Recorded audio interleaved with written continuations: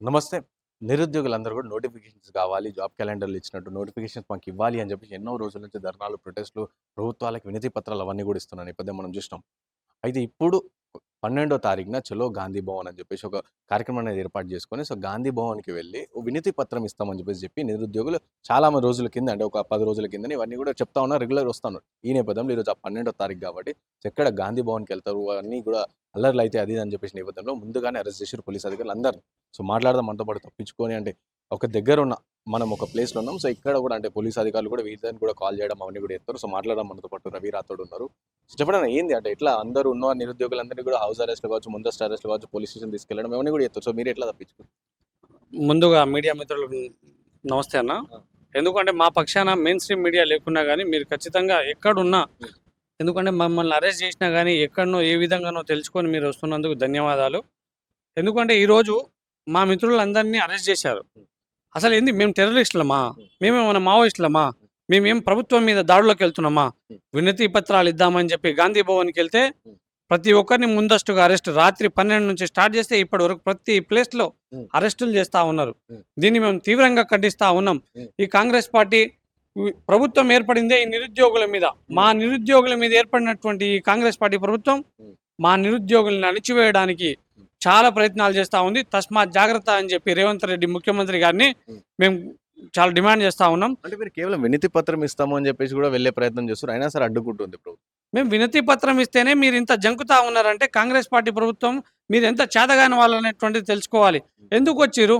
అద్దంకి దయాకర్ గారు ఈ మా చిక్కడపల్లి లైబ్రరీకి ఎందుకు వచ్చారు? 2-3 రోజుల్లో నేను సీఎం రేవంత్ రెడ్డి గారితో మేము అపాయింట్మెంట్ తీసుకొని మీ అందరినీ రిప్రజెంటేషన్ నేను మధ్యవర్తిగా ఉండి మీకు మాట్లాడిస్తా అన్నారు. ఏది? అది 15 రోజులు దాటిపోయింది. కానీ ఈ రోజు వరకు రాలేదు. మీరు రారు. మీకు ఏం సంబంధం లేదు. మీరు మా సామాజిక వర్గానికి చెందిన వ్యక్తిగా మేము గౌరవించి మిమ్మల్ని ఆడ కూర్చోబెట్టి మేము కొన్ని డిమాండ్లు పెట్టాం.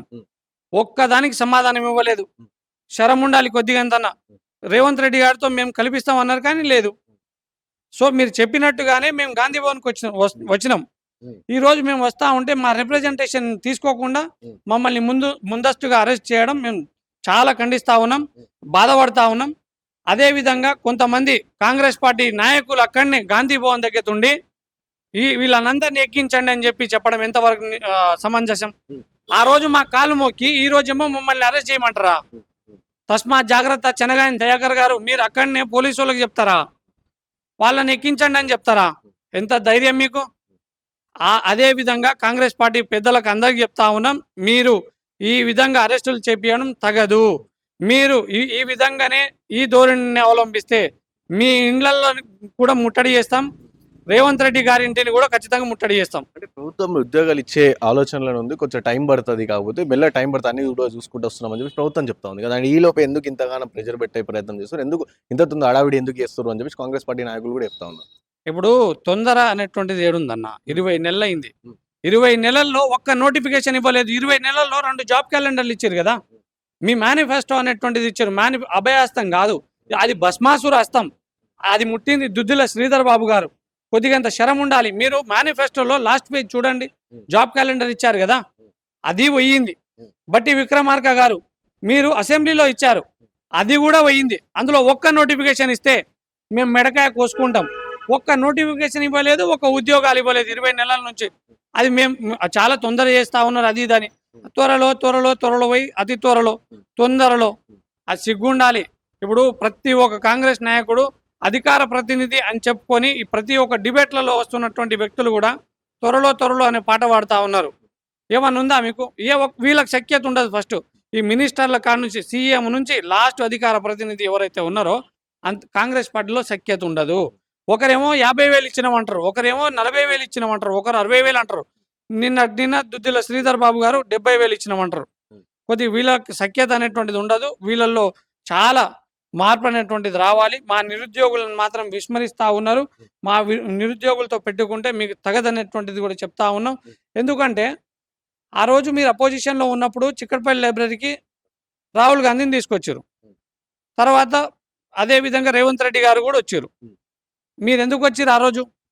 మీరు ఆ రోజు వచ్చి మమ్మల్ని మభ్యపెట్టి మా ఓట్లు దండుకొని ఈరోజు మమ్మల్ని అబాస్పాలు చేస్తూ ఉన్నారు.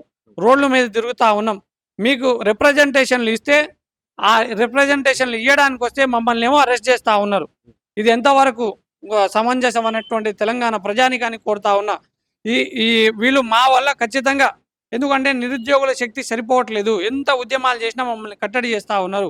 ముట్టడి అని అనుకున్నా కానీ మమ్మల్ని అరెస్ట్ చేస్తూ ఉన్నారు. కాబట్టి ఈ అపోజిషన్ పార్టీ బీజేపీ కావచ్చు, బీఆర్ఎస్ కావచ్చు, ప్రతి ఒక్క పార్టీ వాళ్ళు ఖచ్చితంగా మా నిరుద్యోగులకు సపోర్ట్గా అండదండగా ఉండండి. మేము మీకు అండదండగా ఉంటాం. మా పక్షాన మీరు పోరాడడానికి రావాలనేటువంటిది కూడా మేము వాళ్ళకి పిలుపునిస్తా ఉన్నాం. అంటే ఇంతగానం చేస్తా ఉన్నారు. అయినా సరే ప్రభుత్వం ఇస్తాం అని చెప్పేసి ఆపుతా ఉన్నారు. అంటే 20 నెలలు అవుతుందని చెప్పేసి మళ్ళీ చెప్తాను. అంటే ఆల్రెడీ కొన్ని ఇచ్చినాము, ఇంకొన్ని కూడా ఇస్తాము అని చెప్పేసి కూడా ప్రభుత్వం చెప్తుంది. కాకపోతే ఇంత తొందరగా ఎందుకు, ఆగస్టు 15 తారీఖు ఉంది అప్పుడు ఇస్తామని చెప్పి ఈ విధంగా చెప్తారు కదా వ్యాఖ్యలు. సరే, ఆగస్టు 15 తారీఖు ఎన్ని రోజులు ఉందన్నా? 3 రోజులు ఉంది. ఆ రోజు రాకపోతే సీఎం రేవంత్ రెడ్డి గారు మీరు అశోక్ నగర్ పిల్లర్ నెంబర్ 21కి వచ్చి ముక్కు నేలకు రాయండి. ఎన్నిసార్లు చెప్తా ఉంటారు ఈ అబద్ధపు హామీలు ఎందుకు? ఇప్పుడు ఆర్థిక శాఖ ఆమోదం పొందినటువంటి ఉద్యోగాలు జీపీఓ 600, తర్వాత పవర్ సెక్టర్లో 5368, ఎస్ఐపిసిలో 20,000, డిఎస్సిలో 20,000 ఇవన్నీ ఉన్నాయి కదా. ఇవి ఇవ్వండి. ఇవి ఇవ్వకపోవడానికి కారణం ఏంది? స్థానిక ఎలక్షన్లు అయిపోతే వీళ్ళని ఏదో విధంగా ఇంకో 3 సంవత్సరాలు ఇచ్చేయచ్చు, వాడుకోవచ్చు. తర్వాత ఎలక్షన్ ఉన్నప్పుడు చూసుకుందాం అనుకుంటున్నారేమో. స్థానిక ఎలక్షన్లు ఏ విధంగా జరిపించుకుంటావో చూస్తాం బిడ్డ. మేము స్థానిక ఎలక్షన్లలో మేము నిరుద్యోగులు ఉన్నటువంటి వాళ్ళం గో టు విలేజెస్ అనేటువంటి నినాదాన్ని ఇచ్చి మా యొక్క గ్రామాలకి వెళ్ళి ఎంపీటీసీలు, జడ్పీటీసీలు, ఈ సర్పంచులు ప్రతి ఒక్కరం మేమే నిరుద్యోగులుగా కంటెస్ట్ చేస్తాం.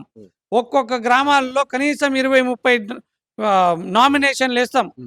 ముఖ్యమంత్రి గారు మేము గెలవకపోవచ్చు బిడ్డ, మిమ్మల్ని మాత్రం ఖచ్చితంగా ఓడగొడతాం. సో ఏం డిమాండ్ చేస్తారు ఫైనల్ గా ప్రభుత్వానికి? అంటే ఇన్నిగానం అరెస్ట్లు ఇవన్నీ తర్వాత అయినా సరే నోటిఫికేషన్ ఇస్తామని చెప్పి, సో ఫైనల్ ఏం డిమాండ్ చేస్తారు మీరు? ఫైనల్గా ఏంటంటే మాకు జాబ్ నోటిఫికేషన్ ఇవ్వండి. జాబ్ నోటిఫికేషన్ ఇచ్చేసి మీరు ముచ్చటగా ఏదైతే విడుదల చేస్తామంటున్నారో ఆ జాబ్ క్యాలెండర్ని కూడా ఇచ్చేయండి. మాకు మీరు ఇచ్చినటువంటిది 60,000 కాదు, మీరు ఇచ్చింది 11,000 మాత్రమే.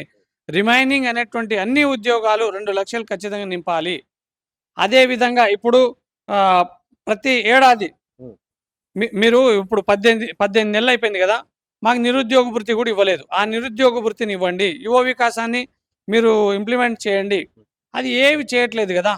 మీరు మాత్రం ఖచ్చితంగా నోటిఫికేషన్ ఇవ్వండి అనేటువంటిది మా ముఖ్య డిమాండ్. లేని పక్షంలో రేవంత్ రెడ్డి ఇంటిని కూడా ముట్టడించడానికి మేము ప్రయత్నాలు చేస్తాం. సో విన్నారు కదా, రవి రాథోడ్ గారు చెప్తాను. సో ప్రధానంగా మా డిమాండ్ ఏమీ లేదు, జస్ట్ మాకు మీరు ఇచ్చిన వాగ్దానాల ప్రకారం నోటిఫికేషన్ ఇస్తే చాలు. సో మేము సైలెంట్గా చదువుకుంటామని చెప్తారు. లేని ఏడల సో నెక్స్ట్ లోకల్ బాడీ స్థానిక సంస్థల ఎన్నికలు ఉన్నాయి. సో ఆ ఎన్నికల్లో ప్రతి ఒక్క ఊర్లలో ప్రతి ఒక్క దగ్గర కూడా నిరుద్యోగుల మంది నామినేషన్ ఇస్తాం. సో గెలిచేదాకా కూడా ఉంటాం అండ్ ప్రభుత్వానికి కంప్లీట్గా వ్యతిరేకంగా పనిచేస్తామని చెప్పి కూడా వారు చెప్తాను. సో కేవలం మాకు నోటిఫికేషన్ ఇస్తే చాలు, ఏం చేయం గమ్మున చదువుకుంటామని చెప్పి కూడా వాళ్ళు చెప్తున్న పరిస్థితి. కెమెరా పర్సన్ సాయితో Rana Pratap reporting from YN TV from Hyderabad.